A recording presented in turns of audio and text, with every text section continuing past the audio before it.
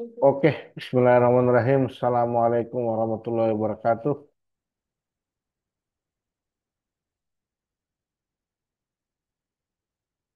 Oke, ini ada kurang lebih sekitar 4 peserta yang hadir ya. Jadi Alhamdulillah di malam hari ini kita diberi kesempatan untuk melaksanakan sesi sharing session ya, sesi webinar untuk komunitas klub ya, komunitas Linux User Group. Dan Alhamdulillah ini baru kesampaian lagi ya setelah lama kita vakum untuk melaksanakan sharing session. Jadi alhamdulillah ini kebetulan ada libur panjang ya, sehingga kita bisa mengagendakan lagi untuk webinar, sharing-sharing, diskusi ya kepada teman-teman komunitas terkait dengan IT ya. Ah, jadi saya mungkin bisa langsung masuk ke dalam inti materi kita di malam hari ini ya.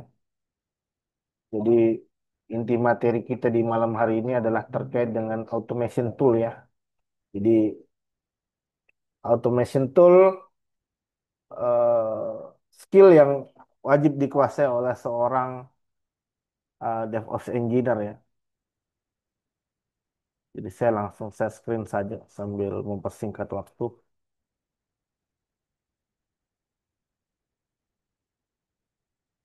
Oke, ah jadi ini slide kita untuk di malam hari ini ya, ya terkait dengan automation tool, skill wajib seorang DevOps engineer ya. Ah, yang dipresentasikan di klub komunitas Linux User Group Indonesia.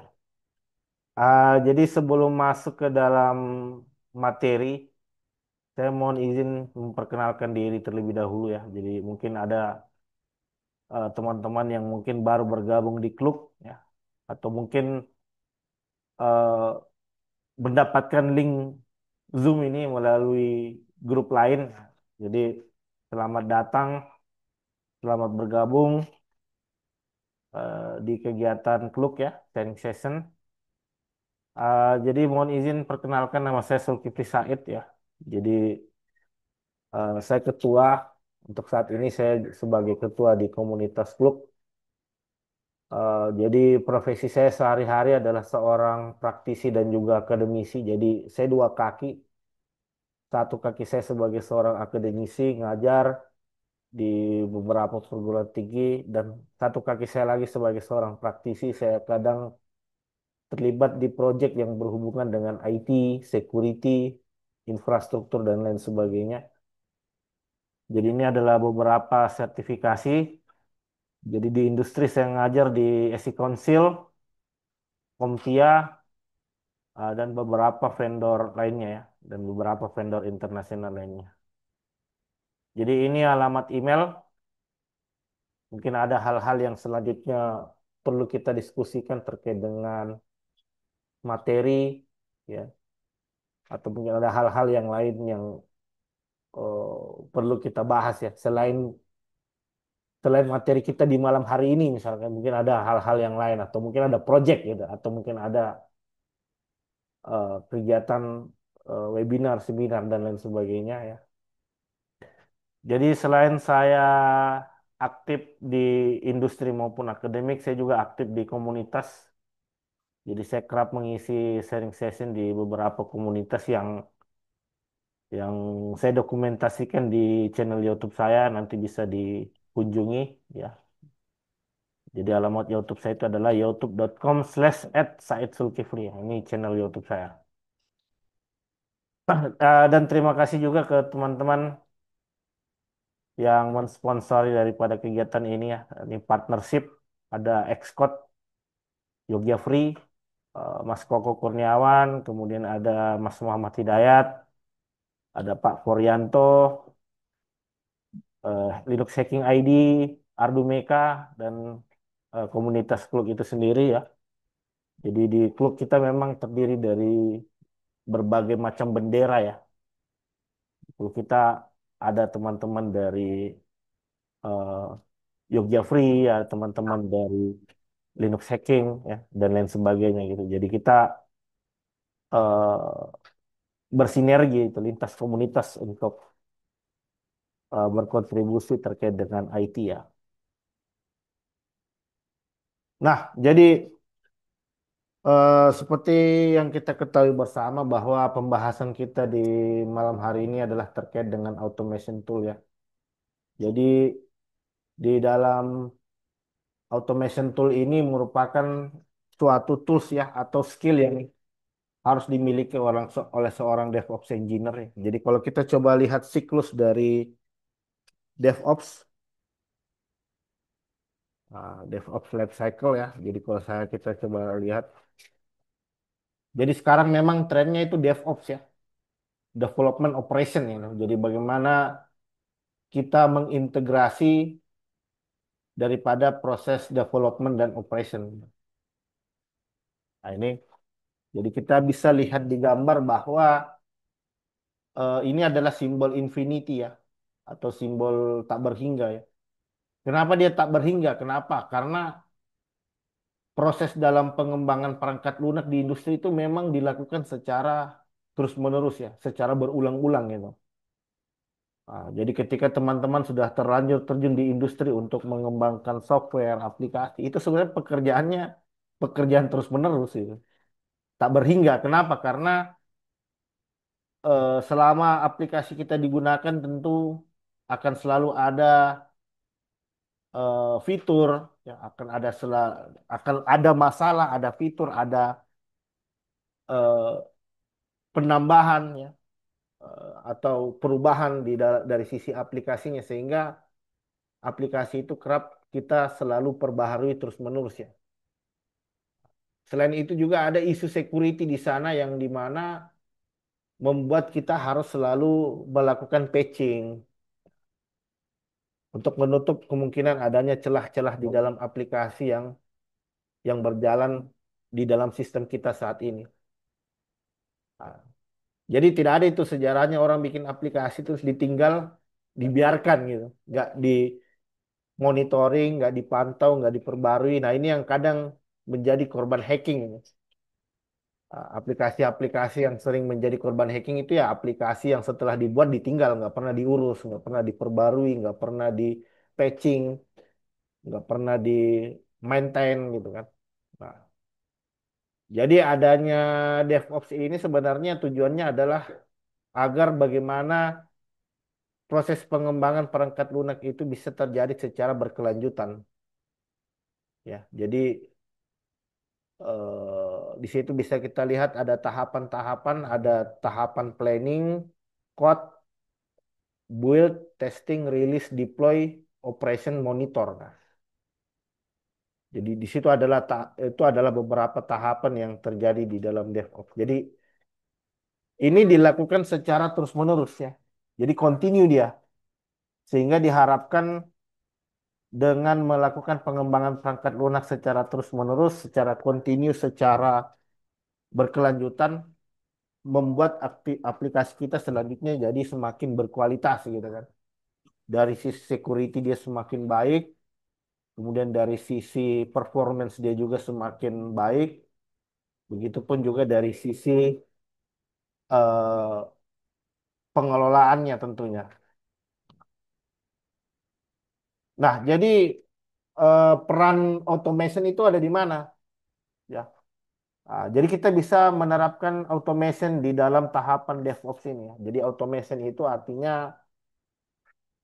jadi automation itu artinya bagaimana kita mengotomasi proses. Jadi ada proses-proses tertentu yang mungkin wasting time ya.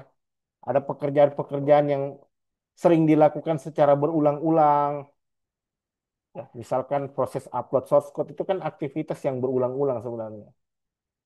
Eh, Upload source code, terus kemudian melakukan backup, melakukan restore, melakukan monitoring, dan aktivitas yang berulang-ulang ini kadang apa namanya menyita waktu kita gitu ya. Menyita banyak waktu kita sehingga kadang aktivitas itu menjadi eh, menjadi kurang produktif gitu kan.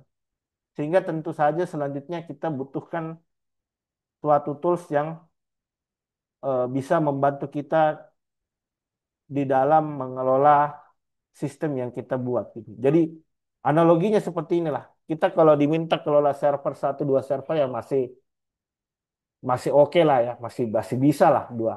Tapi bagaimana kalau kita diminta untuk ngelola 100 server, 500 server, bahkan mungkin sampai 1000 server, 2000 server. Tentu ini sudah bukan, ini sudah tidak worth it lagi lah. Sudah tidak worth it lagi kalau misalkan kita menggunakan cara-cara manual ya. Gitu kan. Jadi tidak mungkin dari ratusan server yang kita miliki itu mau kita remote satu persatu kan. Kita remote SSH di server satu, di apa? Di config, install Nginx, install database, config untuk kebutuhan backup. Terus kita berpindah lagi ke server kedua, pindah lagi ke server ketiga, empat. Itu bayangkan kalau misalkan ternyata kalau jumlah servernya itu ada ratusan, ada ribuan atau mungkin bahkan ada jutaan. Sementara yang terjadi di industri itu kan dinamis sekali ya. Kadang terjadi penambahan server, kadang terjadi pengurangan server, dan itu harus bisa kita maintain dengan baik semuanya. Jadi kalau proses-proses seperti itu dilakukan secara manual, ya bisa dipastikan mati berdiri kita itu. 1000 server mau dimonitoring dengan cara manual itu bisa saya pastikan mati berdiri orang itu. Ya. Sehingga tentu ini selanjutnya menjadi permasalahan ya. Ini selanjutnya menjadi permasalahan yang selanjutnya kita coba untuk pecahkan di webinar sharing session di malam hari ini. Jadi itu jadi itu kita baru berbicara konfig itu. Itu baru kita berbicara konfig ya. Bagaimana mengkonfigurasi anggaplah 100 server lah. Ya kita atau 100 server lah, nggak usah banyak-banyak 100 lah. Itu baru konfig. Belum masuk ke dalam tahap maintenance-nya, belum masuk ke dalam tahap monitoringnya, belum masuk ke dalam tahap eh, belum masuk ke dalam tahap misalkan melakukan backup, melakukan eh, tentu ini selanjutnya menjadi permasalahannya. Sedangkan yang terjadi ya seperti itu. Perusahaan juga nggak mau tahu ya. Perusahaan meng-hire seorang engineer yang diharapkan engineer itu dia bisa melakukan manajemen dengan baik terkait dengan tugas yang menjadi tanggung jawabnya dia gitu kan. Ah, jadi automation ini ya tujuannya untuk membantu kita agar bagaimana proses pengelolaan server itu bisa dilakukan dengan mudah gitu. Jadi bukan hanya server saja ya, tapi perangkat-perangkat network, perangkat-perangkat firewall, perangkat-perangkat yang mendukung daripada jalannya proses bisnis yang ada di dalam suatu organisasi gitu.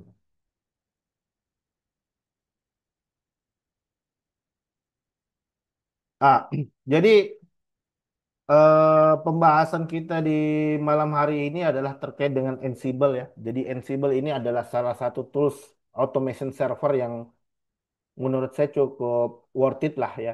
Selain dia open source, eh, dia juga merupakan automation tool yang agentless ya. Ah, jadi apa yang dimaksud dengan agent dan agentless ya? Jadi yang dimaksud dengan agent itu ya artinya ada perangkat lunak yang kita install ke server-server yang ingin kita manage gitu. Sedangkan agentless ya, berarti artinya kita tidak menggunakan agent. Proses manage-nya kita tidak perlu menginstall apa-apa di sisi server.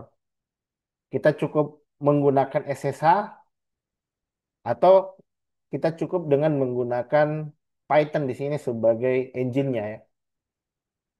Nah, jadi selain Ansible sih sebenarnya ada Puppet, ada Chief, ya, ada dan menurut saya itu open source dan mudah, cukup mudah lah ya, untuk digunakan itu adalah Ansible ya. Nah, Jadi untuk mengautomasi suatu server sebenarnya kita cuma butuh dua saja. Yang pertama kita butuh SSH dan yang kedua kita butuh Python. Nah, makanya kenapa selanjutnya Ansible ini dikatakan sebagai agentless ya. Karena sebenarnya kita nggak perlu repot-repot untuk install A, install B di server yang ingin kita manage. Cukup SSH aja gitu. Selesai sudah. Berarti kita tinggal konfigurasi untuk proses otomasinya. Jadi apa yang selanjutnya bisa kita implementasi dengan bantuan Ansible, kita bisa melakukan manajemen konfigurasi ya.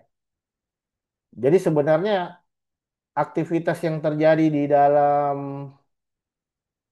pekerjaan mengelola info ini sebenarnya pekerjaan berulang ya. Kadang kita konfigurasi web server di server A misalnya. Ternyata kadang ada kondisi tertentu kita mengkonfigurasi hal yang sama di server yang lain gitu. Berarti kan apa? Berarti artinya kan berulang kan? Artinya kan berulang. Nah, kalau pekerjaan-pekerjaan itu berulang, maka kita bisa buat suatu eh, suatu script ya, bisa dengan bantuan script sehingga aktivitas ini nanti tidak perlu lagi kita lakukan manual. Cukup eksekusi script, maka perangkat-perangkat yang ingin kita konfigurasi itu bisa Enggak lah, saya cukup akan ya. langsung tereksekusi secara otomatis. Tapi ya, makasih ya. Saya Saya eh, mohon izin mute saya dulu ikut ya. banyak sih. Yang Tapi yang ya, ngobrol yang sama aktif ya, ini Pak siapa? Kalau Budiarinya yang saya juga udah tahu ya. Kan cuma mancing orang. Oh, Pak Sugiarto, saya izin mute dulu, Pak. Oke. Ah, jadi ini ya agentless ya.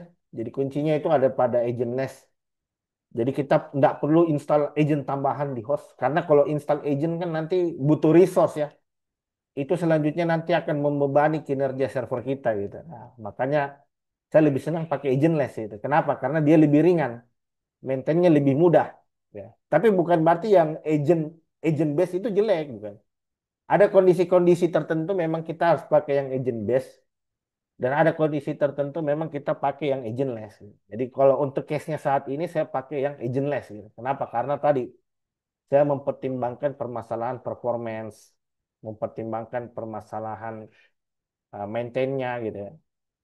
Jadi kita hanya butuh dua sebenarnya, SSH dan Python sudah. Selebihnya nanti kita akan bermain dari sisi konfigurasi gitu ya. Ah. Jadi seperti apa infrastruktur yang selanjutnya nanti mau kita kelola gitu kan. Jadi bisa kita lihat di sana misalkan infra kita ada di cloud, ada di on-premise ya. Atau hybrid ya tidak ada masalah. Mau berbasis cloud, mau berbasis on-premise. Selama itu bisa di remote melalui SSH, artinya ada kemungkinan untuk bisa kita otomasi tentunya. Nah, jadi Ansible ini nanti akan dilengkapi dengan berbagai macam tools yang kita butuhkan untuk proses otomasi. Misalkan di situ ada plugin, ada playbooknya. Nah, ini nanti kita bahas lah ya. Jadi Ansible itu nanti ada untuk otomasi pekerjaan yang sederhana dan ada yang kita gunakan untuk mengotomasi pekerjaan yang kompleks ya. Jadi ada dua opsi nanti yang selanjutnya bisa kita pakai di situ. Nah, jadi ini cara kerjanya. Jadi cara kerjanya bagaimana? Jadi cara kerjanya nanti kita bisa buat coding, buat coding, terus nanti coding itu nanti berisi instruksi yang akan dikerjakan oleh server. Jadi makanya, jadi di era DevOps saat ini, ya, jadi kalau kita melihat industri saat ini itu orang infra itu dipaksa harus bisa coding. Orang infra harus dipaksa bisa coding dan orang programming itu harus dipaksa untuk bisa program untuk bisa infra itu. Jadi DevOps sebenarnya seperti itu. Jadi namanya juga DevOps, development operation, artinya orang development dia harus bisa operation dan orang operation juga harus bisa development. Tapi tidak harus ahli. Dia tidak harus betul-betul jago di development atau operation, tapi paling tidak dia tahu lah bagaimana cara mengautomasi tugas-tugas yang ada di dalam aktivitas DevOps ini gitu. Ya. Jadi karena jadi kenapa bisa sampai ada DevOps? Karena dulu itu jalan ceritanya orang development dan orang operation ini cenderung saling bertengkar gitu. Orang development udah bikin code terus dikasih orang infra ternyata code itu setelah dinaikkan ke infra bermasalah gitu. Wah, ini coding kamu nggak beres ini. Error di server nggak bisa jalan. Aduh, sama orang development lagi di counter lah. Bukan bukan coding saya yang bermasalah, cara Anda config yang nggak benar gitu kan. Karena sering bertengkar ini antara orang development dan operation. Jadi sering terjadi saling lempar tanggung jawab di sana, saling budaya saling menyalahkan, budaya saling apa eh, tidak kurangnya proses kolaborasi di sana sehingga bagusnya gimana ya udah kita kawinkan aja nih orang development dan orang operation gitu. Dibikin jadi satu tim gitu. Dibikin jadi satu tim biar mereka bisa tahu kebutuhan masing-masing. Jadi itu historinya kenapa. Ya selain itu tadi ya karena industri ya maunya minim budget ya. Ya, bayar satu orang tapi dia bisa ngerjain development dan operation jadi seperti itu. Sehingga muncullah culture baru ini. Ini yang kita sebut dengan culture DevOps karena budaya-budaya lama itu yang dianggap cukup lambat gitu dalam proses pengembangan perangkat lunak, cenderung lambat gitu sehingga muncullah culture baru yang kita sebut dengan DevOps gitu ya.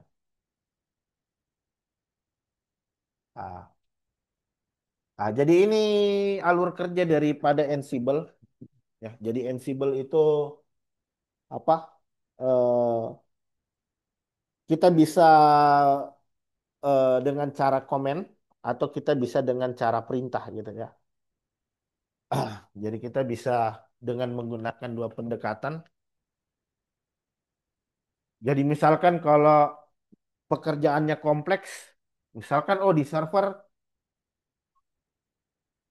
misalkan begini, misalkan oh di server itu kita nanti akan konfigurasi web server, install eh, database server, konfigurasi firewall, konfigurasi. Jadi misalkan kalau di dalam satu server itu banyak aktivitas yang dilakukan di sana, ya bagusnya kita bikin playbook namanya. Jadi playbook ini adalah template di mana kita bisa menuliskan instruksi-instruksi yang nanti akan dijalankan oleh Ansible gitu.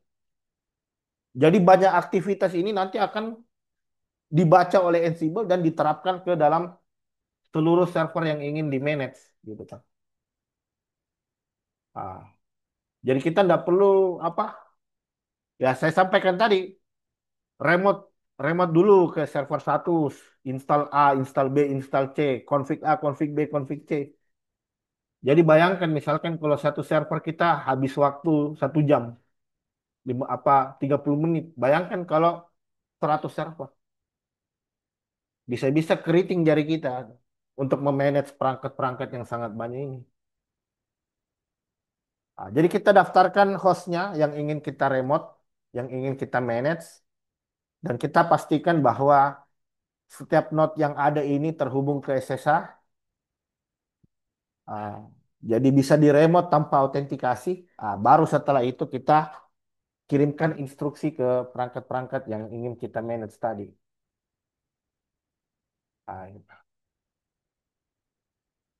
Ah, jadi ini agentless, saya sudah sampaikan tadi, dia lebih ringan, lebih mudah manage-nya, dan lebih lebih ringan gitu, tidak membebani resource yang ada di server karena kita nggak perlu install gitu kan. Nah, jadi nanti ada dua, ada yang controller node dan ada yang manage node gitu. Jadi yang controller ini yang nanti akan melakukan remote ke node-node yang ingin di manage. Misalkan di sini saya pakai Debian untuk kontrol node-nya dan untuk manage node-nya saya pakai Ubuntu ya. Jadi sentralnya nanti ada di sini. Sentralnya nanti ada di Ansible gitu. Nah, jadi kalau kita lihat seperti di gambar tadi, nah ini Dia Ansible Engine ini server juga. Jadi ada server memang yang kita fungsikan sebagai controller utama. Dia nanti yang akan menginstruksikan server-server yang nanti akan kita kelola. Ah, ah. Jadi ini contoh topologinya. Jadi kita dari controller node nanti lewat SSH kita kirim instruksi, kita kirim perintah untuk memanage daripada Ubuntu VM dan Debian VM. Jadi ini saya bikin arsitektur yang paling mudahnya gitu, yang paling sederhananya. Namun realnya di industri ini manage node-nya bisa lebih banyak, bahkan dinamis dia. Kadang bertambah, kadang berkurang. Nah, itu. Karena ya tadi pertimbangan, kenapa bisa berkurang ya? Karena pertimbangan resource ya. Jadi semakin semakin banyak resource kan semakin banyak biaya yang harus kita keluarkan. Jadi kadang ada, oh ini sepertinya kita belum butuh resource-nya, kita tinggal kurangin. Ya udah, tinggal pakai controller node untuk mengurangi jumlah resource yang ada gitu. Nah, jadi saya langsung praktikal saja. Jadi kita sebenarnya nggak perlu lama-lama di webinar ini ya. Jadi yang penting teman-teman dapat konsepnya lah, paham apa maksud daripada automation tool itu. Nah, jadi saya langsung masuk ke intinya. Jadi di sini saya ada 3 server. Jadi saya pakai, jadi semuanya ini pakai Kali Linux ya. Tapi realnya di lapangan bisa beda-beda. Realnya di lapangan kadang ada server pakai Red Hat, kadang ada server mungkin yang pakai Debian, kadang ada yang Ubuntu server. Tapi tidak masalah, selama itu bisa di remote lewat SSH dan ada Python, tentu kita bisa implementasi automation di sana. Nah, jadi saya uji coba dulu, saya remote pakai Kali. Nah, jadi di sini ada Ansible controller, ada Ansible server 1 dan ada Ansible server 2. Nah, jadi saya mau mengautomasi dari Ansible controller, bagaimana selanjutnya saya bisa mengautomasi Ansible server 1 dan Ansible server 2 gitu. Nah, ini mengacu pada topologi yang telah kita buat tadi di awal lah, seperti ini ya. Saya dari controller node mau manage server-server yang ada di dalam sistem gitu. Anggaplah ini microservice gitu. Anggaplah ini microservice jalan secara independen, mau kita manage, mau kita maintain. Nah, itu. Nah, jadi sebenarnya cukup mudah sekali dia karena syaratnya di klien kita hanya butuh Python saja. Kita hanya butuh SSH dan Python. Nah, dan bahkan tanpa Python pun sebenarnya bisa. Jadi kita nanti pakai modul shell yang ada di dalam Ansible controller ya. Nah, gini. Jadi saya cek dulu ya. Jadi sebentar saya cek dulu IP-nya. Saya lupa IP daripada masing-masing server ini berapa. Nah, jadi misalkan di sini saya if config dulu. Di sini dia pakai 17131 dan di sini dia pakai 17132 ya. Oh, suaranya putus-putus. Halo. Suaranya putus-putus kah? Halo. Ya. Lancar, Oh, lancar. lancar. Oh, ya ya ya, siap siap siap. Ini ada Asus suara putus-putus. Oh, oke oke oke. Ah, ini ada, oh jadi kalau saya coba catat di sini, ya misalkan saya pakai save config di sini. Ah, ini. Jadi kalau saya coba oret-oret, Ansible controller ini 17129. Terus Ansible Note, Ansible SPR1 17131. Ansible SPR2, SPR2.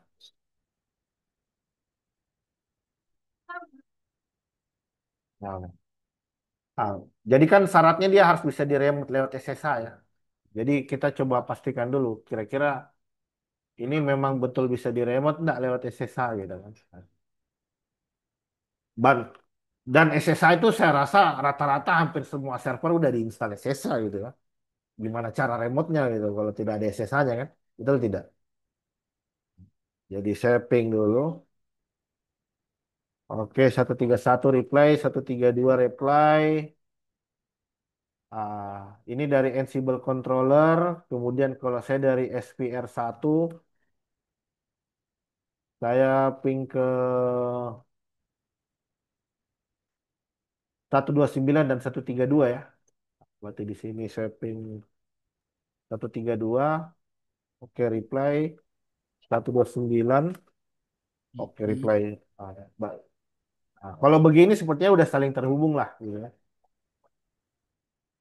Udah saling terhubung lah kalau seperti ini ya. Udah saling ngeping ya. Kalau udah saling ngeping berarti udah saling terhubung lah satu sama lain gitu kan.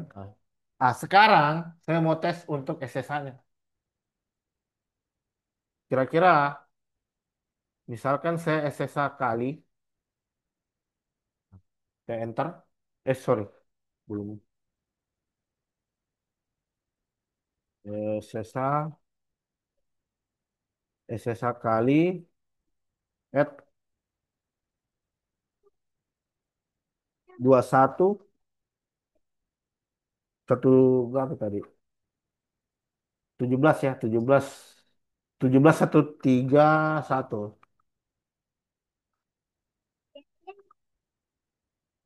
Yes. Oh, ini.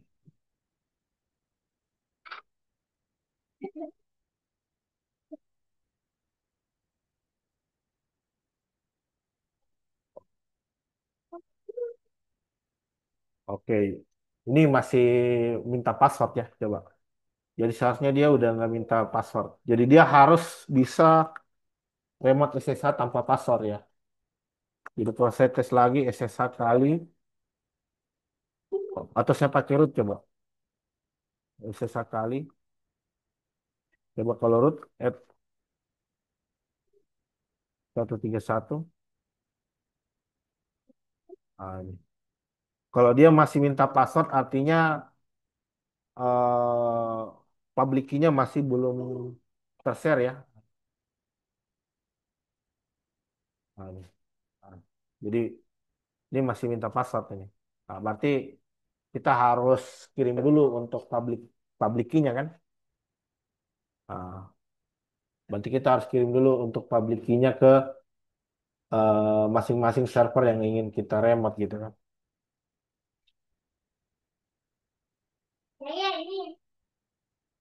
Nah, jadi karena ini masih minta password, artinya saya harus generate keygen dulu kan. Oke, ini saya oke-oke aja.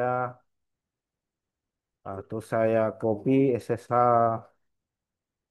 underscore copy ID ke kali at 192.168.17.131. Oke, oke. Coba saya tes remote. Sekarang seharusnya dia sudah nggak minta password. Seharusnya sekarang dia udah nggak minta password. Kenapa? Karena kita sudah ini kan, kita sudah kirim untuk public key-nya ke server target yang mau kita remote. 17.131. Atau udah nggak minta kan ya? Udah nggak minta. Coba saya cek. Berarti kan sekarang saya ada di dalam 131 dong. Gitu kan. Ini udah masuk kan. Saya udah bisa masuk ke server satu tanpa autentikasi. Berarti saya lakukan hal yang sama ke server 2 kan. Karena server 2 juga harus bisa di remote tanpa autentikasi.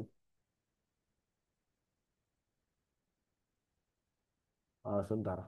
Oh, saya SSH dulu.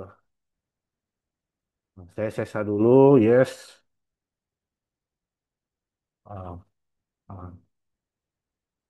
Di config, saya udah masuk di 132, fingerprint saya udah tersimpan juga di situ. Berarti sekarang saya tinggal lakukan hal yang sama dengan yang saya lakukan tadi di server satu ya.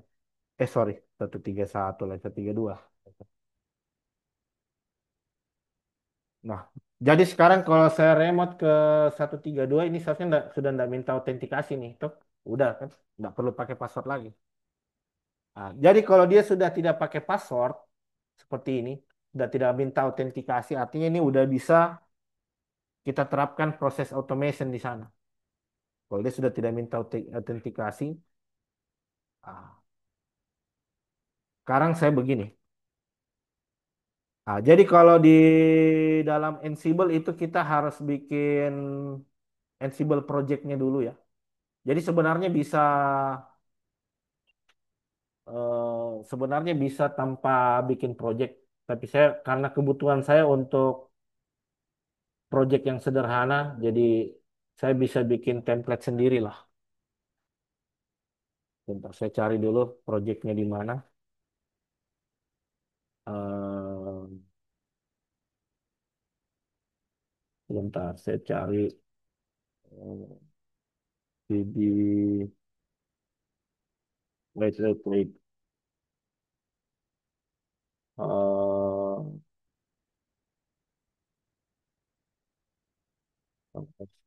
wait.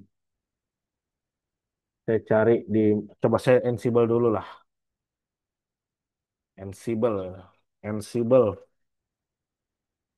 Oh, ini belum ada juga Ansible-nya ini. Berarti kita harus install Ansible dulu ya.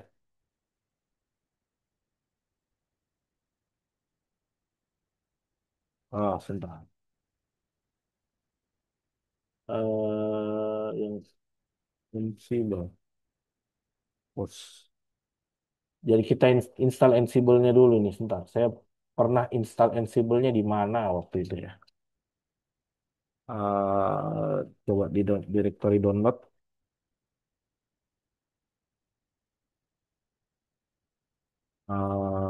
Sebentar.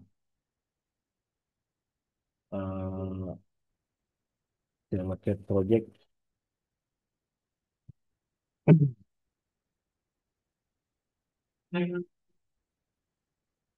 Jadi saya install Ansible dulu sebentar. Jadi prosesnya nggak lama ini, cuman sebentar banget. Karena ini karena udah bisa di remote, berarti sekarang tinggal kita implementasi untuk Ansible-nya ya. Ansible install lalu Linux. Dah,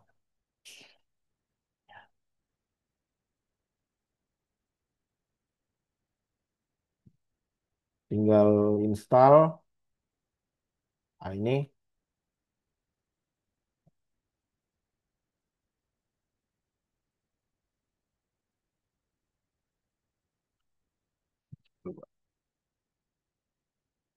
Ansible Core ya, namanya Ansible Core.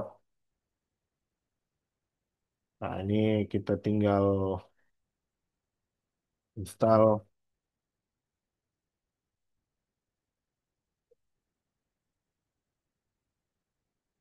eh, PT install ya.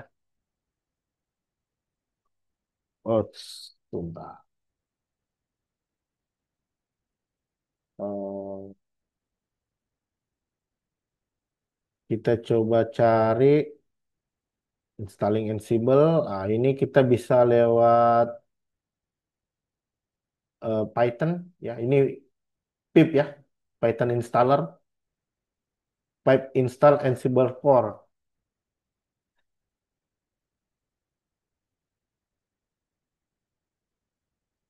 Ah,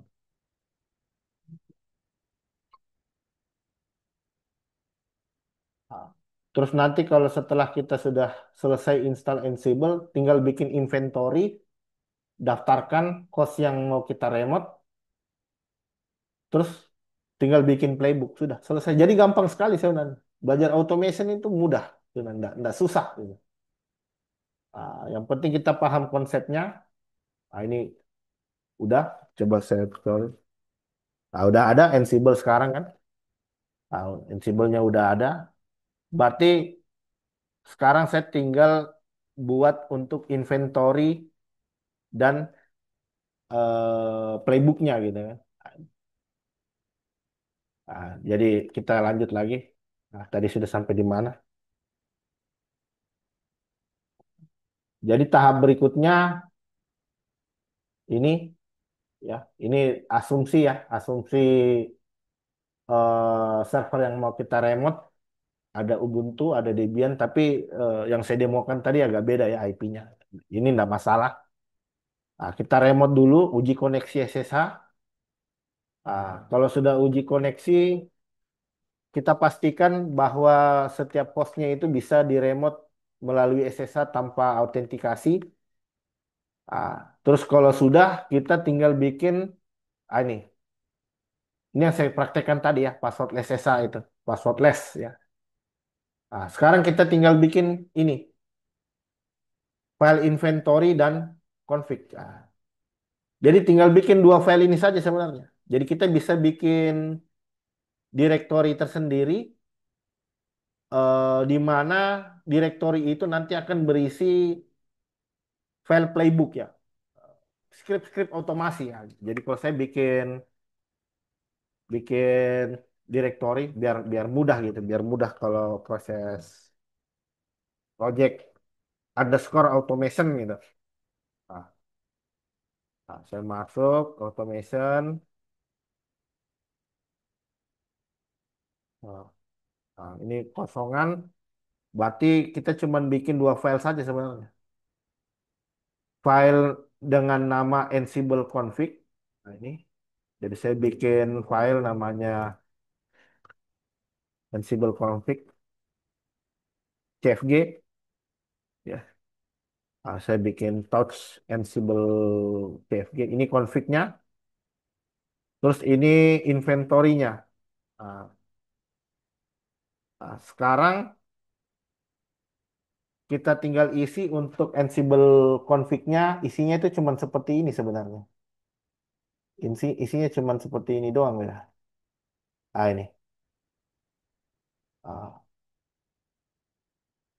Tapi kan kita remote-nya tadi pakai ini ya. Kita kan tadi remote-nya pakai user kali kan. Nah, berarti di sini tinggal ganti pakai kali sudah. Hmm. Nah, terus nanti tinggal dibikin lagi untuk inventory-nya. Hmm. Hmm. Jadi inventory nanti isinya seperti ini. Ah, cuman seperti ini dia. Ah, ah. Jadi jadi misalkan saya kelompokkan gitu. Ini kan tadi ada dua server ya, Ansible SPR 1 dan Ansible SPR 2. Ini anggaplah dua server ini saya fungsikan dia sebagai web server gitu. Ah. Jadi di sini pengklasifikasian sebenarnya, di sini pengkategorian. Jadi misalkan ada server-server yang kita klasifikasi sebagai database server atau kita mau all ya. Kalau kita mau all berarti semua. Kalau kita mau all berarti semua. Atau kalau kita mau cuman klaster tertentu, kelompok tertentu saja ya kita bikin pengelompokannya. Atau kalau kita mau spesifik ke host tertentu, kita bisa langsung tembak ke spesifik IP-nya gitu. Ah, jadi kan di sini saya kelompokkan dia sebagai web server gitu lah. Nah, sekarang di sini saya tinggal sesuaikan dengan IP dari server yang saya remote tadi. IP-nya 131 dan 17132 ya. Amin. Oke. Ah, kalau sudah, sekarang saya tinggal uji coba. Ah, Ansible all gitu. Jadi kalau Ansible all itu artinya ke semua host ya. Tapi saya cek dulu ini. Ah, saya coba tes dulu. Ansible all. Ah. Kalau all berarti ke semua ya. Atau saya buat beginilah biar enak biar enak ini. Nah, saya bikin kelompok lah. All ini all. Saya bikin ini web server. Kemudian ini DB server. Nah, gitu. Jadi kalau saya secara kalau saya menuliskan web server, berarti dia hanya akan mengimplementasi ke sini. Ah, tapi kalau saya tuliskan ke DB server, berarti dia akan implementasi ke sini. Tapi kalau saya sebut all, berarti ke semuanya gitu kan. Kalau saya tulis Ansible all, berarti ke semua server yang ada. Tapi kalau saya ketikkan Ansible web server, berarti hanya kelompok server yang ada di dalam cluster web server. Kalau saya katakan Ansible DB server, berarti ke server yang ada di dalam DB server. Gitu. Nah, berarti kalau di sini sekarang saya uji coba. Ansible all ping ya. Sekarang saya uji coba Ansible all ping. Berarti kalau all berarti ke dalam dua server ini kan. Jadi dia akan ngirim ping langsung ke dalam kedua server tadi gitu. Ketika saya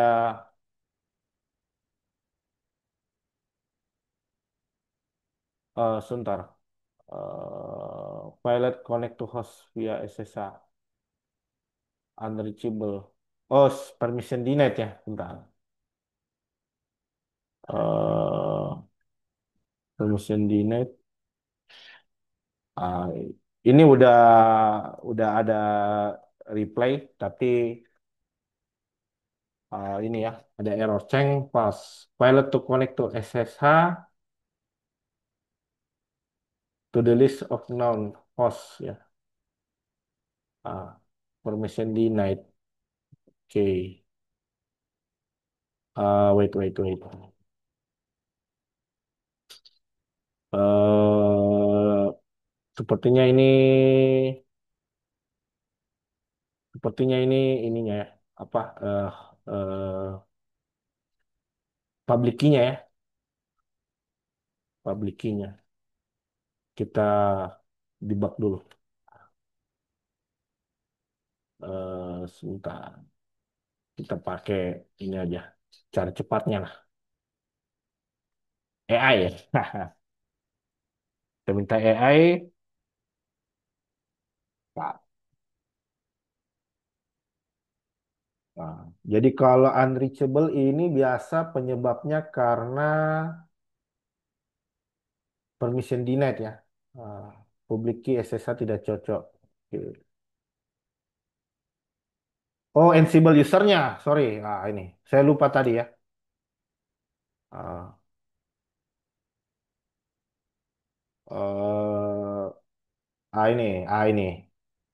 Jadi kita belum menambahkan ini ya. Kita belum menambahkan ini tadi, Ansible user. Ansible user tadi kita pakai kali kan. Ah, berarti di sini di inventory-nya saya perbarui. Ini di inventory kan. Ini. Di inventory saya perbarui di sini agar menggunakan Ansible user kali gitu kan. Ansible user kali, ini Ansible user. Aduh,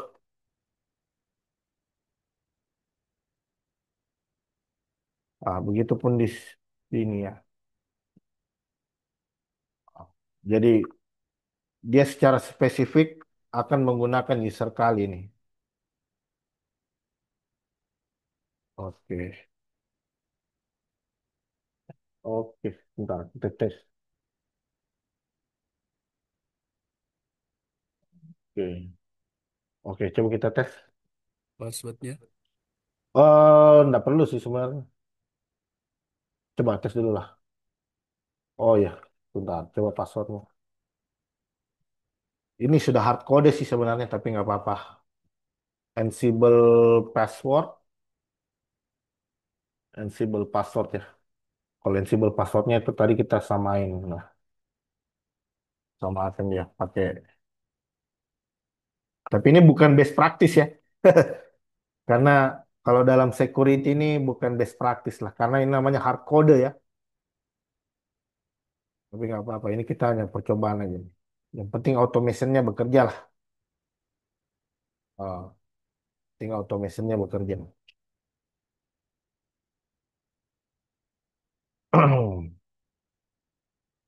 Oke, saya tes. Ah, hmm, sebentar.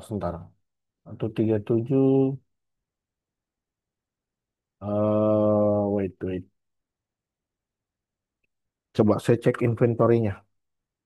Config. Eh, Ansible config-nya ya. Saya cek Ansible config-nya. Um,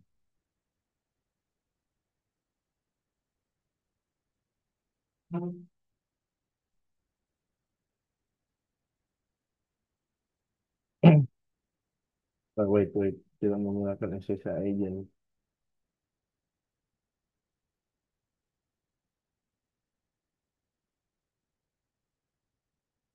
Hmm, bentar. Saya coba history. Sepertinya perintahnya ada yang kurang. Grab Ansible. Oke.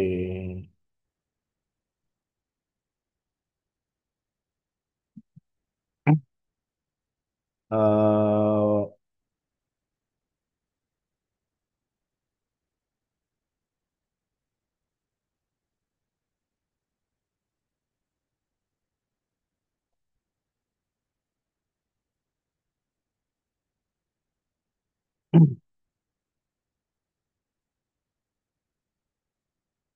Coba kita tes dulu.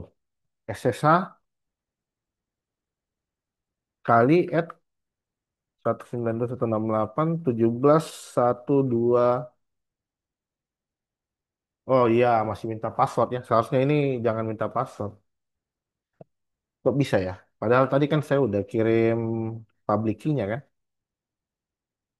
Wait, nah ini masih masalah. Kalau dia masih minta password ini masalah. Karena automation itu seharusnya nggak boleh ada password Paling ya. nyangkut. Ya, nah, kalau automation itu nggak boleh ada password sebenarnya. Ini karena dia masih minta password tadi. 19168.17.131. Coba. Yang kedua kalinya enggak. Yang pertama kalinya tadi dia ini. Coba ke 132. Jadi kita harus pastikan dulu bahwa SSH-nya ini sudah enggak pakai password. Kalau SSH-nya sudah di remote tanpa password, seharusnya Ansible-nya juga udah bisa bekerja. Ya, tuh. 132 bisa. Berarti kalau saya Ansible, perintah tadi mana? Itu Oh, PWD. Waduh, saya project automation seharusnya. Aduh, kacau lah.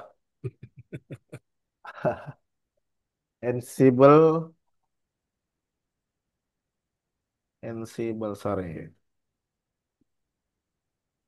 Perintah tadi mana? Ansible. Ah, eh, Ansible Playbook min M ya.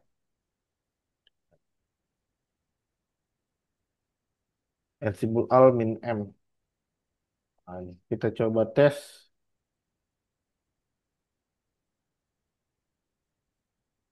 Oh, enggak sudah. CC. Bentar, Mas, ini. Wait. Saya lupa konfigurasinya ini. Bentar, kita coba cek dulu. Saya lupa, saya lupa. Ah,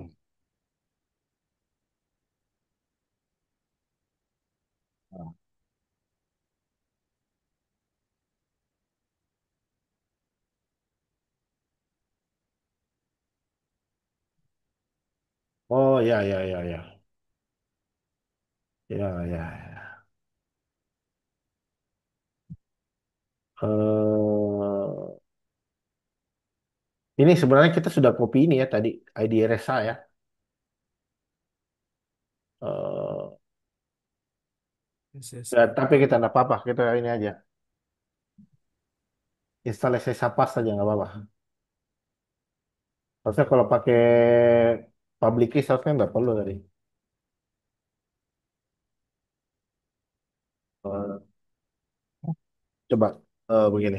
ls home kali SSH ya ini kan. Oh ya ya SSH keygen ya sorry. Hmm. Salah. Apa public key-nya salah tadi. Namanya konfigurasi passwordless ya sorry. Apa keygennya gagal tergenerate itu. Keygennya gagal tergenerate berarti proses generate keygennya salah itu.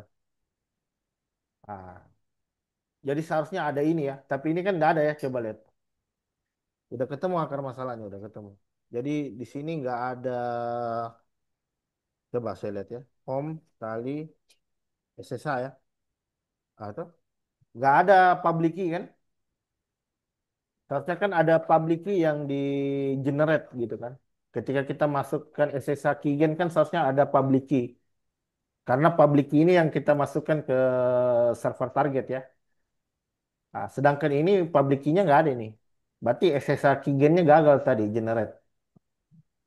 Nah, sekarang kita coba generate ulang ya. Nah, saya coba generate ulang. Gini kan. Atau kita coba pakai, coba saya tes dulu nih. Yang langsung secara spesifik pakai inventory. Ah, inventory. Ah, coba kita ini. Ini tadi. Ini kita ulang dulu. Jadi yang salah di tahapan ini tadi yang salah. Di tahapan ini. Karena seharusnya dia ada ini ya. Seharusnya public key-nya itu ada.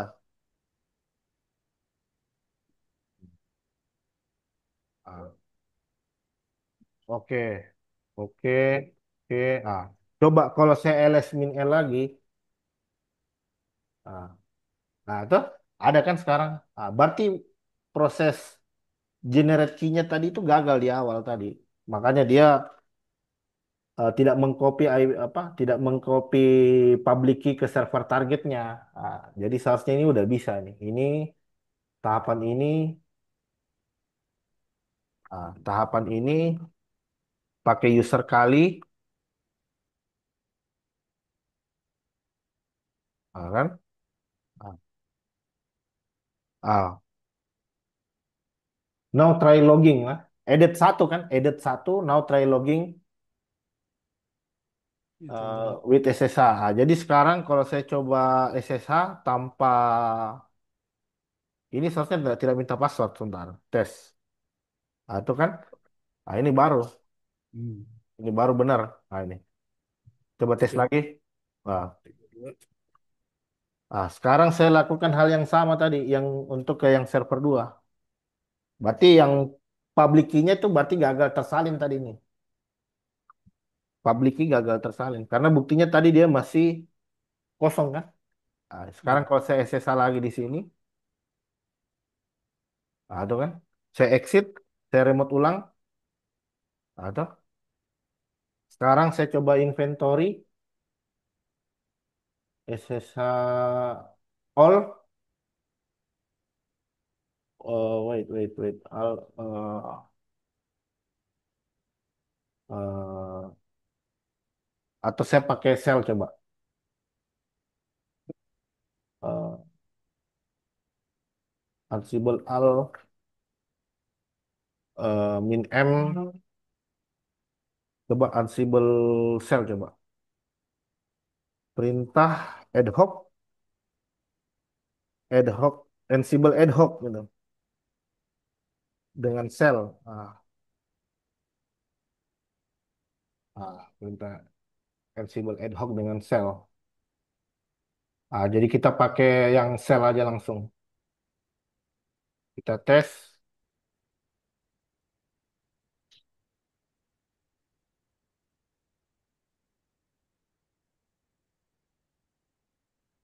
Ansible. Ini enggak pakai inventor. Oke. Masih diperlukan SSH pas. Hmm. Wait, wait, wait. Sebentar. Lihatlah Ansible CFG dan inventory. Sebentar. Jangan-jangan ini yang salah. Karena seharusnya nggak perlu ada password saja ini. Enak sekarang kalau ini ya, Pak Sul. Wah ya, betul Pak. Oh ini. Saya curiganya ini nih. Saya curiga jika setiap host menggunakan username dan SSH yang berbeda. Ini. Saya curiganya ini nih. Cara mendefinisikannya ini yang salah. Iya Pak. Jadi saya terus terang kalau ditanya masalah coding terus terang saya nggak hafal Pak. Jadi pekerjaan menghafal itu kasih AI saja. Terus terang saya kalau ditanya nomor istri saya nggak ingat Pak. Jadi kita fokus ke apa? Fokus ke problem solving. Urusan hafal menghafal itu jangan ambil alih tanggung jawabnya Google atau AI. Sudah, semua sudah punya tugasnya masing-masing. Jawab SSH, ini saya ganti dengan kali. Saya remote-nya kan pakai kali ya. Terus kemudian untuk file inventory, saya pakai ini.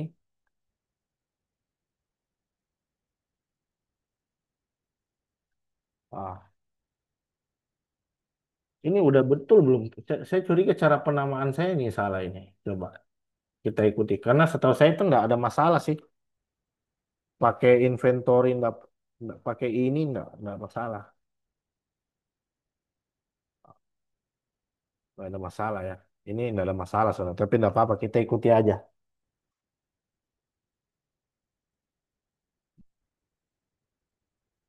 Oke kita kupas ulang. Set set. Kan? Ansible Python. Sekarang saya tes. Kalau udah jika step host menggunakan username atau SSH key yang berbeda. Oke enggak berbeda kok ini. Kita coba pakai modul shell. Saya pakai modul shell. Jadi ada modul shell, ada modul bawaan Ansible ya. Kalau ini kan berarti kalau seperti ini kan kita akses langsung ke shell Linux targetnya kan. Kita langsung akses ke shell di server yang di remote itu kan. Coba Ansible web server enter. Ini baru berhasil. Berarti file config-nya. Nah, kalau begini nih berhasil, Pak. Ini kalau saya coba ping coba Ansible web server pas saya pakai modul ping. Kalau dia reply ini warnanya pasti beda. Ada ping pong berarti reply kan? Saya ping ke 131 dia balas dengan pong artinya reply. Tapi kalau misalkan salah satunya saya bikin mati gitu. Ini pasti ini pasti merah satu di sini pasti merah. Satu saya bikin mati. Satu saya bikin mati.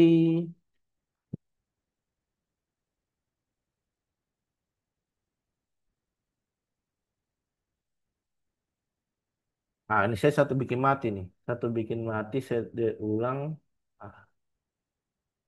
Ah, Sekarang saya coba Ansible ping. Saya Ansible ping lagi.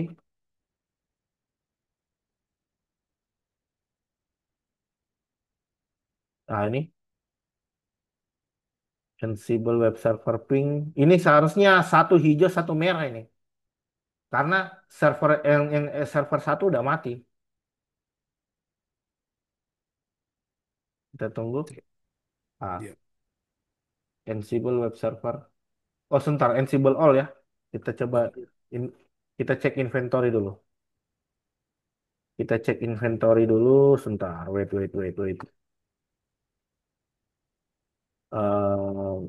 Get inventory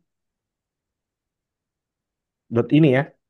Berarti ini ya, Ah, kok mundur terus ya? Sebentar. Tadi di mana projectnya? kali. Directory Ansible. CD directory underscore Ansible. Kok bisa di? Oh, oh ya udah di dalam. ls. Ah, di create inventory.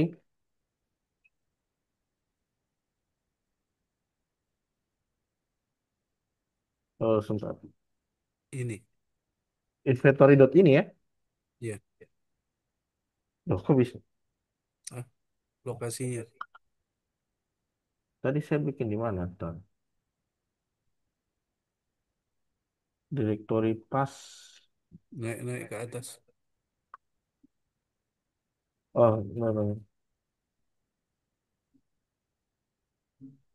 Oh, sebentar. Tadi di mana? Ah, saya tes lagi. Saya bikinnya kayaknya di sini. Oh, jangan-jangan kehapus tuh sebentar. Ini tadi errornya apa sih ini? Oh, ya, ya, ya. Enggak.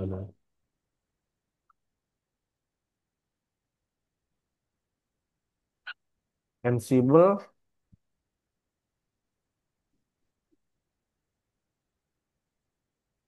saya history kok bisa hilang tadi?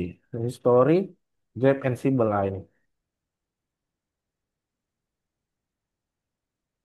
Ah, ini. Ah, saya pakai yang, Ini.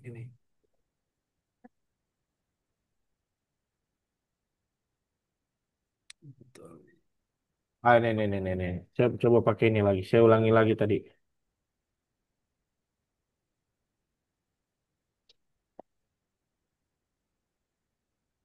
Duh, malu tadi. Tadi udah sempat berhasil.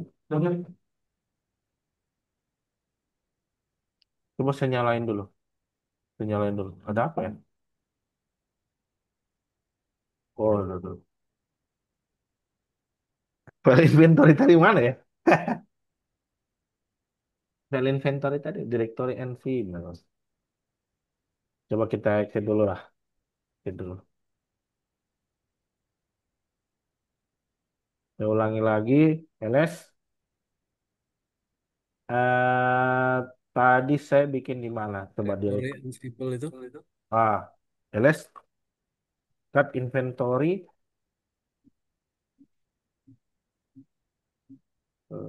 Nano. Bentar. inventory ini. Wah, kok bisa kosong? Nah, tidak apa-apa. Kita isi aja lagi. Tidak apa-apa. Kok bisa gitu? Tiba-tiba hilang gitu.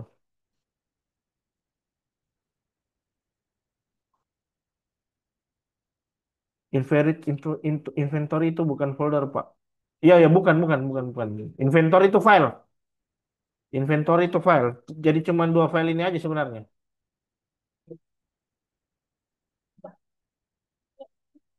Inventory bukan. Iya, bukan. Inventory itu bukan folder. Inventory itu file. Nah, inventory itu isinya daftar server yang mau di remote.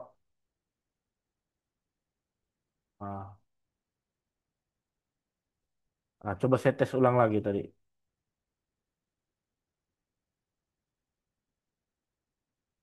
Eh,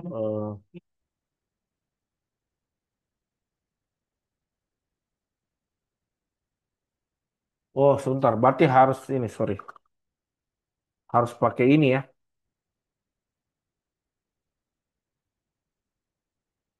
Coba. Ah, saya remove saja yang inventory. Karena udah bikin yang inventory ini kan.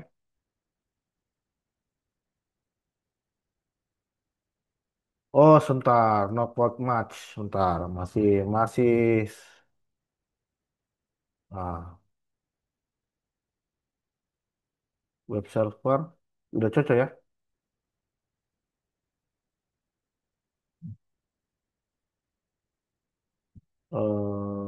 Satu. Oh, ini nggak ada ya. Server 133 ini nggak ada.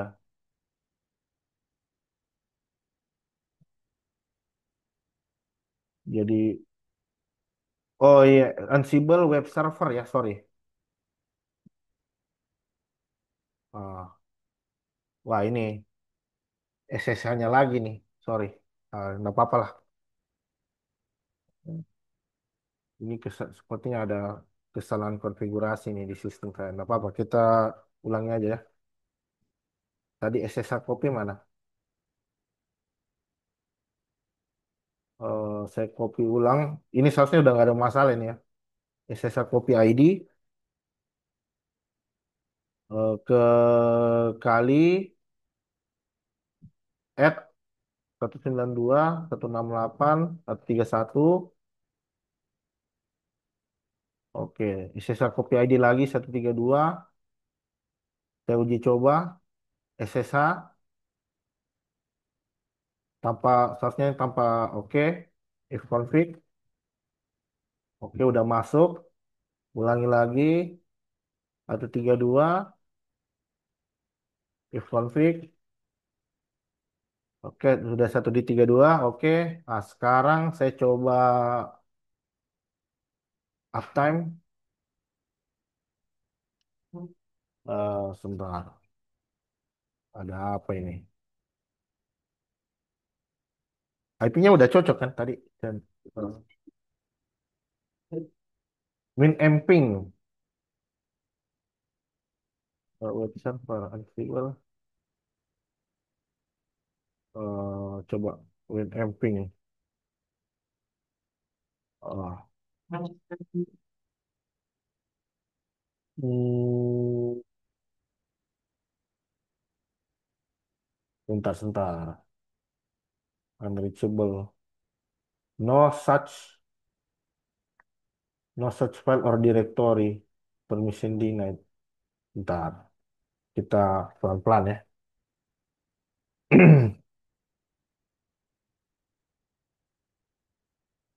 Ini ID RSA tidak ditemukan ya. Padahal kita udah, wah, bikin SSH baru lagi. Waduh, walah, masa bikin baru lagi? Oke, oke, oke, oke, enggak apa-apa lah. Di belakang API dikasih itu username sama password.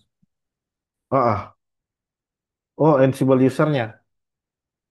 Enggak perlu Pak. Kalau kalau sudah masuk public key, enggak perlu minta password lagi. Enggak perlu minta password lagi kalau sudah masuk ini. Karena ini kan sudah di sini kan. Karena nggak bisa, automationnya nggak bisa bekerja Pak. Kalau dia masih minta password, automationnya nggak akan bisa bekerja.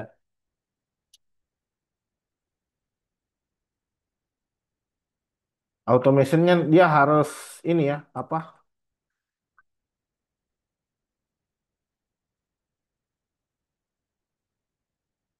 Oh, sebentar. Ah, ini baru masuk lagi. Jadi kayaknya tadi itu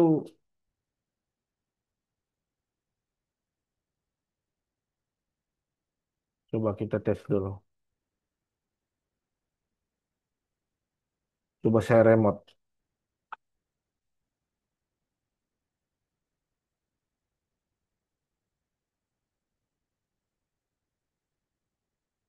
Hmm. Oke, kita pelan-pelan aja. Padahal tadi udah saya setting normal semua. Pas presentasinya jadi begini. Tapi biasalah itu terjadi ya. Sudah biasa itu terjadi. Kita apa? Kita demonya udah mantap. Ternyata pas dipresentasikan banyak error. Nah, itu sudah terbiasa lah. Nah, jadi kita harus langsung beresin pada saat itu juga. Ah, oke. Ah, kalau sudah, ini kan tadi untuk SSH-nya, host, host key checking, pulse, remote user, private key. Oke, oke. Ah, sebentar, pelan-pelan, pelan-pelan. Oke, oke, oke. Kita uji coba dulu lagi.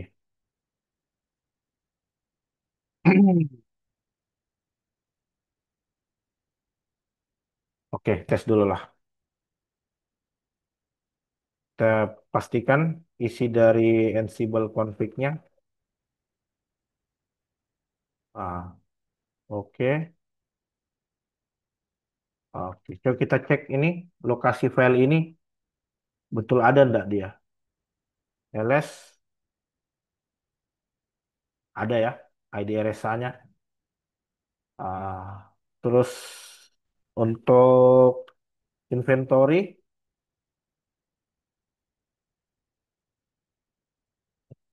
web server. Jadi ini kalau masih gagal nanti kita tambahin Ansible user di belakangnya. Tapi kita cek dulu. Kita cek dulu. Jadi web server ya, Ansible web server. Udah berhasil lagi nih. Berarti memang masalahnya di ini.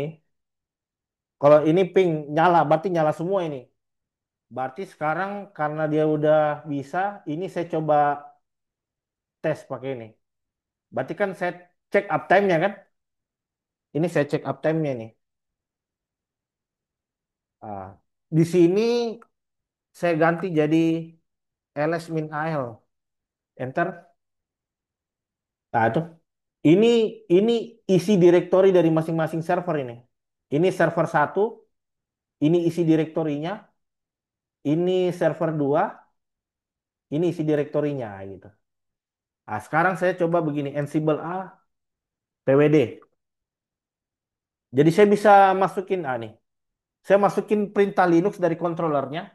Perintah itu nanti akan langsung dieksekusi ke manage servernya. Nah, itu. Sekarang saya coba misalkan if config eth0. Nah, dia akan keluarkan ini. IP yang ada di ETH0 di server 132 kan. Nah, ini yang disebut automation. Jadi tidak ada masalah. Mau servernya 100, mau servernya 1000. Kita cukup dari kontrol kirim langsung kita dapat informasi dari seluruh server. Seluruhnya. Jadi di sini perintah Linux ini. Kita bisa masukin perintah Linux dari sini. Misalkan saya mau Nanti apa? UMI gitu. Lihat, ini masuknya pasti sebagai user kali. Enter. Nah, itu user kali kan. Mau cek proses yang terjadi di masing-masing server, kita ps min aux saja. Nah, keluar dia. Ini proses yang terjadi di masing-masing server. Tuh.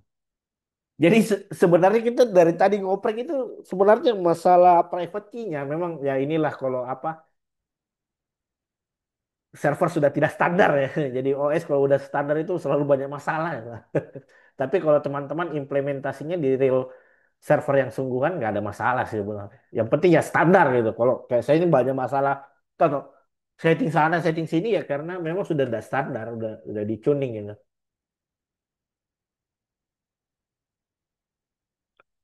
Sampai kapan automation nggak di password Pak? Jadi begini apa?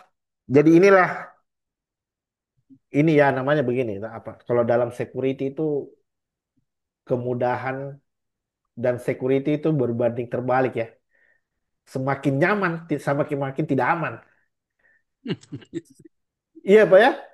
Semakin aman, semakin semakin gak tidak nyaman. nyaman. Semakin nyaman, semakin tidak aman. Jadi Jadi hacker gampang saja. Misalkan hackernya nggak usah capek-capek hack ke node servernya, nggak usah. Hack saja langsung ke controllernya, betul nggak? Ternyata di controller punya akses ke server yang ada tanpa password, sudah. Makanya automation itu kalau memang kita memutuskan untuk menggunakan automation, pertimbangkan masalah security-nya baik-baik. Karena kalau controllernya udah kena, retas, udah selesai game over. Si hacker bisa masuk kemana-mana. Makanya automation itu di atas Oke. automation server ada ini kan Ansible ya, Ansible infra. Di atas Ansible itu ada Ansible security lagi. Jadi masih ada tingkatan advance-nya lagi sebenarnya. Jadi kita bisa pakai Ansible Vault gitu kan. Jadi ada server automation, ada server lagi yang kita fungsikan sebagai credential server gitu. Jadi sekalipun server kita di take over hacker, ada Ansible credentialnya, ada Ansible Vault-nya kan. Jadi dia tetap butuh effort lagi untuk nguasain control Ansible controller kita gitu. Dan tadi itu bukan best practice sebenarnya ya. Best practice itu kita nggak boleh nulis kredensial di source code ya, nggak boleh. Itu jadi kalau si hacker punya akses ke kredensial selesai dia bisa lihat kredensial password server kita. Makanya ada istilah Ansible Vault ya. Jadi kredensial itu disembunyikan, jangan sampai ditulis secara eksplisit ke dalam source code gitu.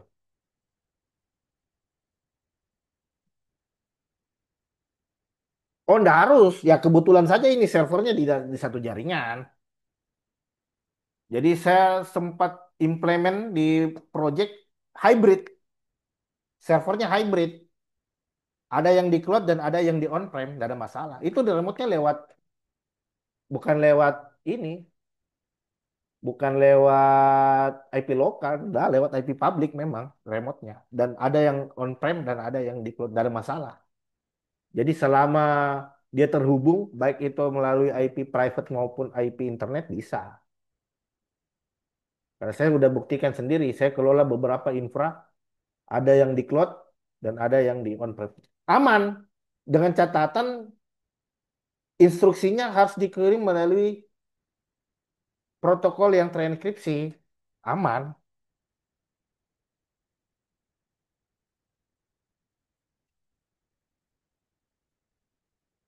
Oke, sampai sampai di sini. Ap- Dan aman tidaknya itu relatif ya. Kalau kalau saya mengatakan aman karena ya saya tahu konfigurasi saya gitu. Tapi aman versinya teman-teman ya bisa jadi kita berbeda ya.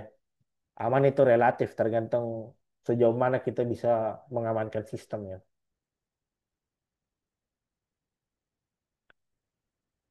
Insya Allah next time ya kita ngopi dulu.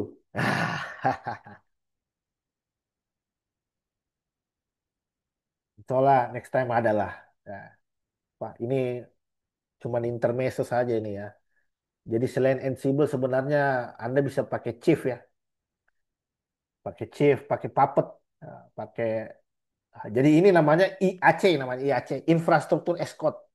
Jadi itu adalah salah satu skill yang memang lagi banyak dibutuhkan industri saat ini.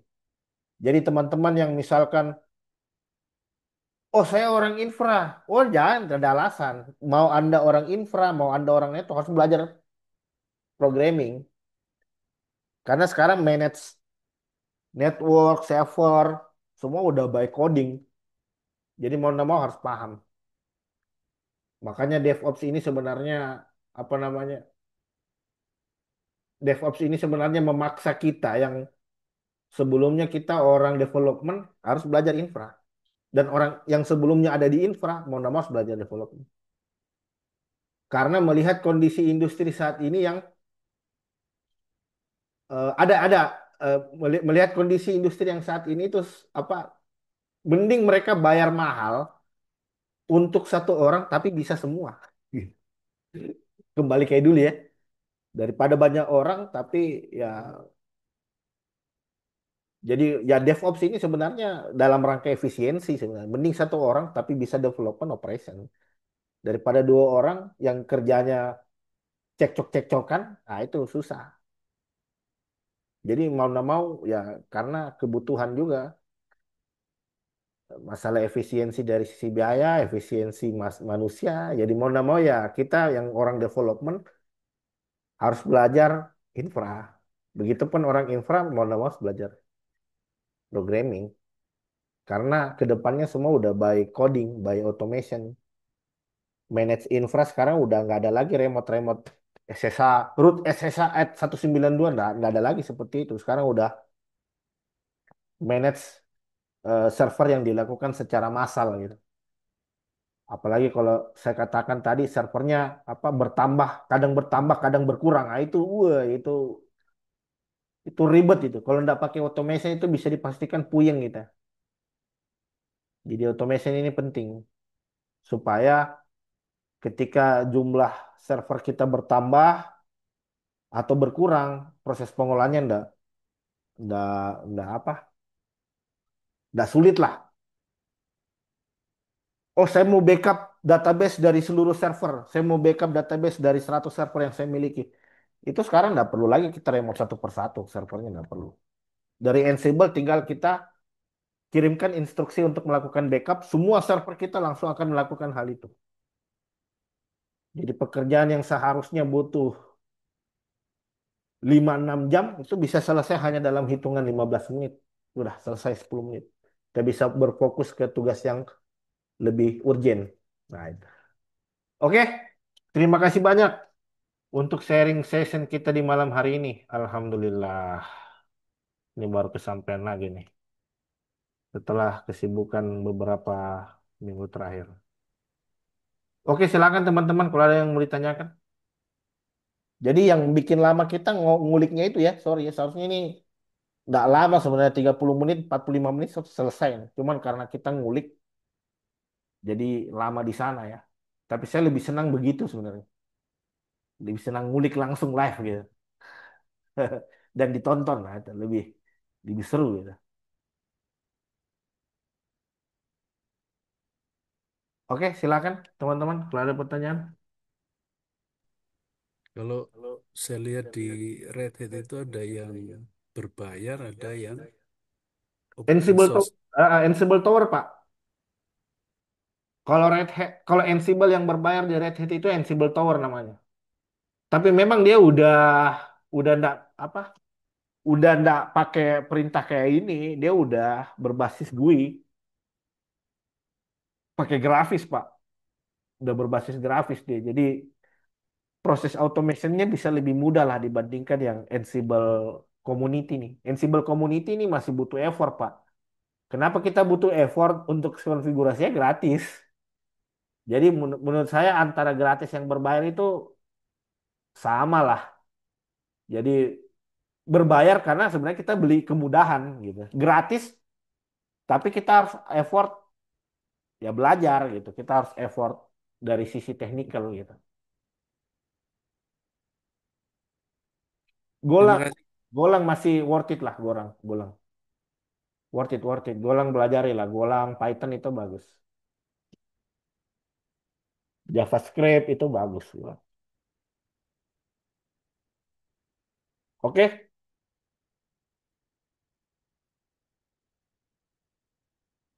gimana Pak Toto? Tadi ada pertanyaan Pak? Itu tadi hanya satu aja yang Oh, open source sama community. oke. Ya, Ansible Community yang kita pakai ini Ansible Community. Yang berbayar itu namanya Ansible Tower namanya. Atau kalau Keren. mau atau kalau mau yang lebih ekstrim lagi ada ini Puppet atau Chief itu. Tapi itu agent base ya. Itu agent base dia. Tapi mudah, cara pakainya jauh lebih mudah dibanding Ansible. Tapi ya kita harus merogoh kocek. Ya, makanya saya bilang antara yang berbayar sama yang free itu sebenarnya 50-50 lah. Berbayar karena kita beli kemudahan sebenarnya. Free kita pakai gratis, tapi kita harus keluar effort apa belajar. Jadi kalau resource-nya sedikit, orang-orang di perusahaannya sedikit, resource-nya terbatas, dan dia mau fokus ke bisnis, ya sudah pakai yang berbayar aja. Jadi sebenarnya kita beli waktu. Kita beli waktu. Yang kita beli itu sebenarnya ya efisiensi. Biar kita bisa fokus. Urusan ini nanti ditangani sama ya tadi Ansible Tower, Ansible ini. Tapi kalau mau ada orang IT-nya, ada ada orang IT-nya di perusahaan itu ada orang IT-nya, resource-nya banyak. Kalau saya sarankan pakai yang gratis aja. Tapi orang IT-nya memang harus betul-betul effort untuk nguasain tools itu. Jadi ini antara yang berbayar sama yang gratisan ini maksudnya ada plus minusnya lah. Gitu Pak ya?